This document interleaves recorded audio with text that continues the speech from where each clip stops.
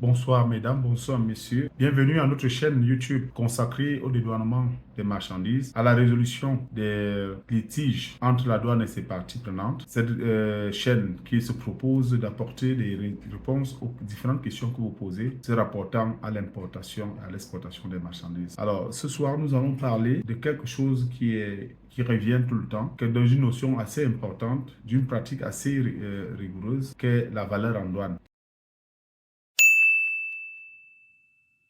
La valeur en douane. Nous allons nous aventurer à poser quelques petites questions pour mieux comprendre cette affaire. Nous allons par exemple nous poser la question de savoir qu'est-ce que la valeur en douane. Quand on aura compris ce que c'est que la valeur en douane, on se posera la question, pourquoi est-ce qu'elle est nécessaire? Pourquoi est-elle indispensable dans la démarche de l'importation et de l'exportation? Nous allons regarder les différentes méthodes d'évaluation des marchandises. Quelles sont les solutions à l'évaluation des marchandises si tant il est démontré que la valeur en douane pose de graves problèmes à de nombreux usagers et même certains agents de l'administration.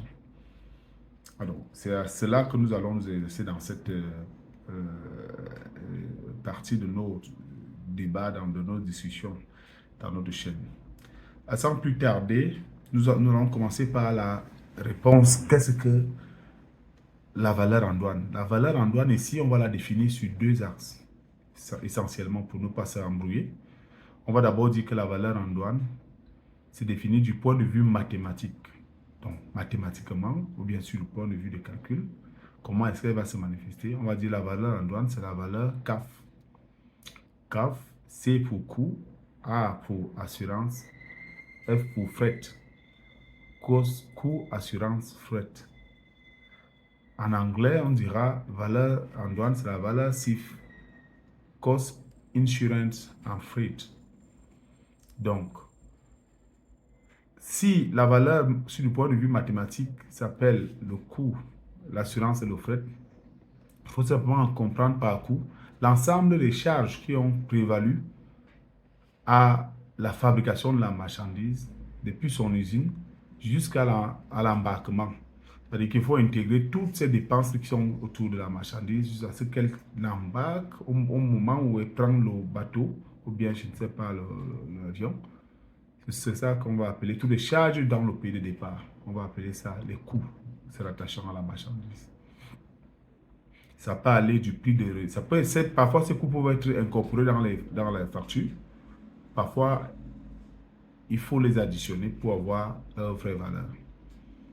Le fret ici, c'est ce qu'on appelle les frais de transport dans le navire, dans l'avion, ou bien, je ne sais pas, voie terrestre. Le fret.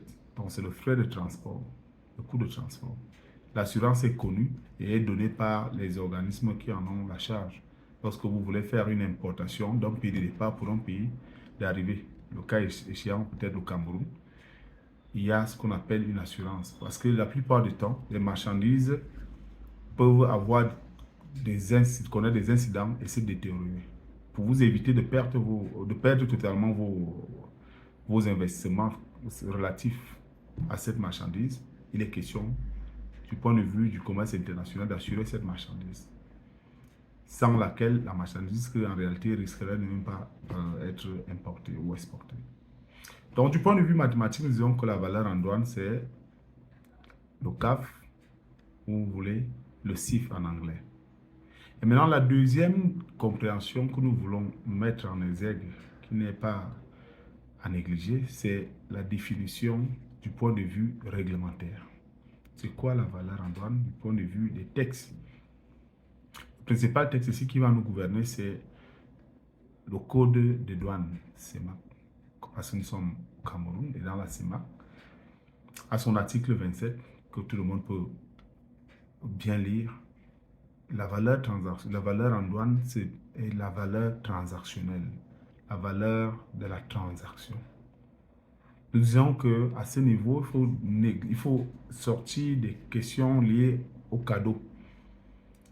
Un cadeau n'enlève pas la valeur à la transaction qui est effectuée entre le fournisseur et le client.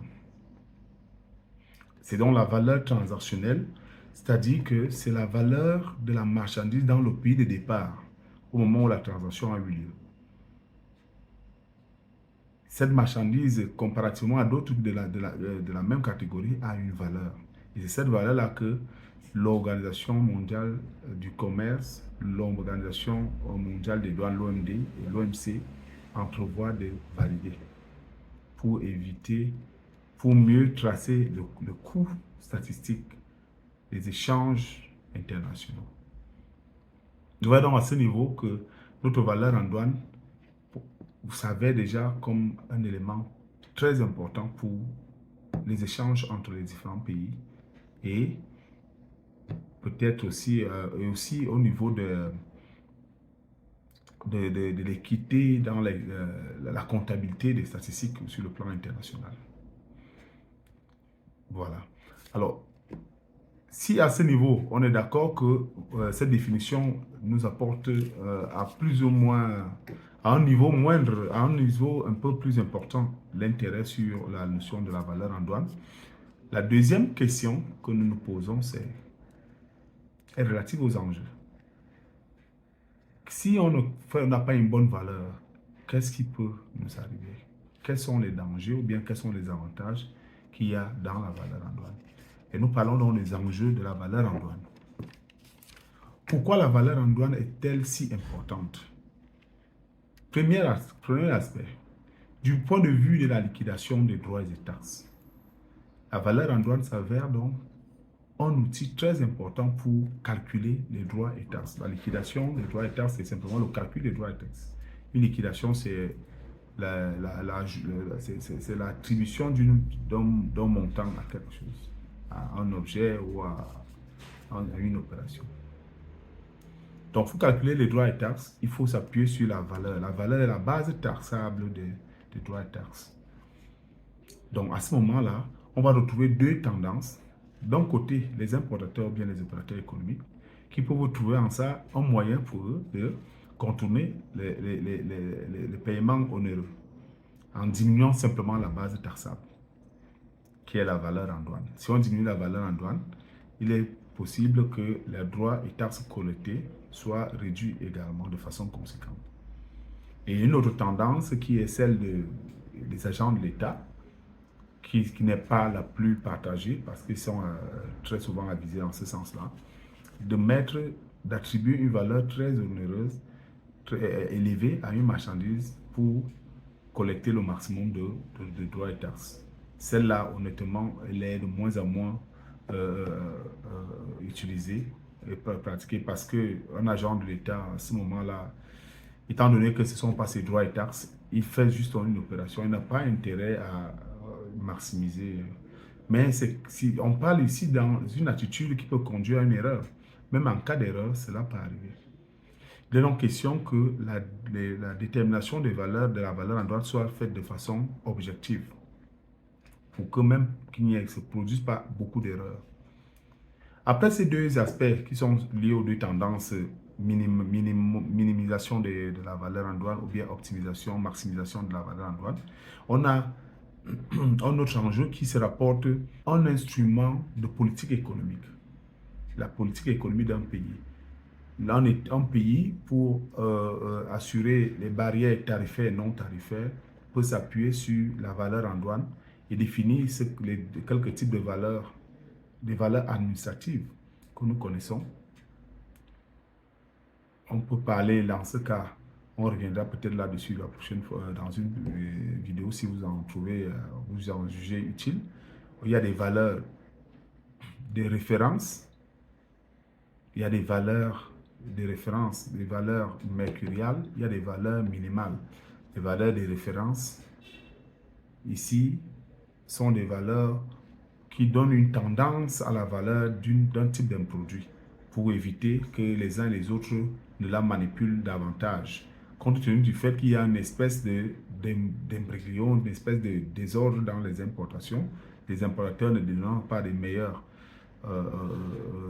informations, ou bien du simple fait que cette marchandise connaît de différentes fluctuations en termes de valeur selon peut-être les différentes régions économiques, on va attribuer donc des valeurs de référence qui sont en fait une tendance.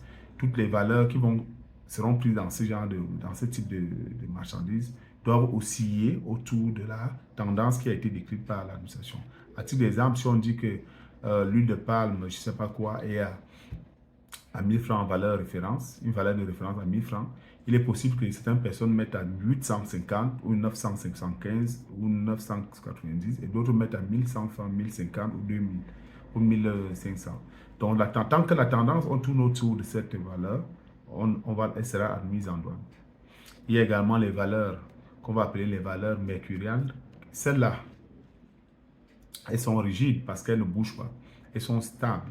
Si on a dit que le même exercice que nous avons fait tout à l'heure, on dira que la valeur mercuriale d'un litre d'huile de palme est de 1500. Et à ce moment-là, personne ne pourra mettre en deçà de 1500 ou si vous voulez en plus de 1500 lors de la validation parce que le système sera bloqué à ce niveau. Et les valeurs minimales sont celles-là, la troisième type de valeur administrative. C'est les valeurs pour lesquelles on ne peut pas aller en deçà.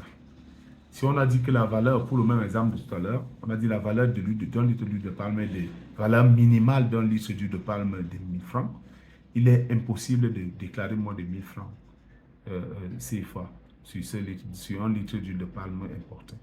On va nécessairement chercher à admettre les valeurs qui seront admises seront au moins supérieures à 1000 francs CFA pour qu'elles atteignent le maximum. Donc, il est nécessaire, et j'encourage tous les importateurs à faire au maximum d'efforts pour déclarer les bonnes valeurs pour que, quel que soit le niveau de contrôle, les contrôles de première ligne, les contrôles différés, les contrôles à posteriori, même après 3 ans, qu'on ne revienne pas sur vos valeurs. Imaginez un seul instant que vous ayez déjà vendu ces marchandises en considérant les coûts de revient comme, par rapport à la valeur et aux droits et taxes que vous avez payés. On l'a dit, les valeurs, parce qu'elle est faible, les droits et taxes payés sont faibles.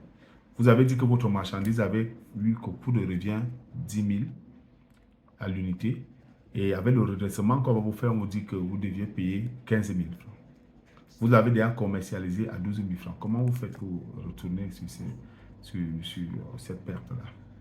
Vous irez peut-être prendre des dettes, vous irez faire des emprunts quelque part pour venir combler ce gap qui est lié simplement à une mauvaise appréciation de la valeur en douane lors de votre importation.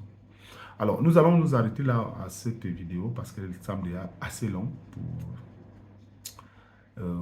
Aujourd'hui, nous reviendrons sur d'autres aspects de la valeur dans nos futures vidéos.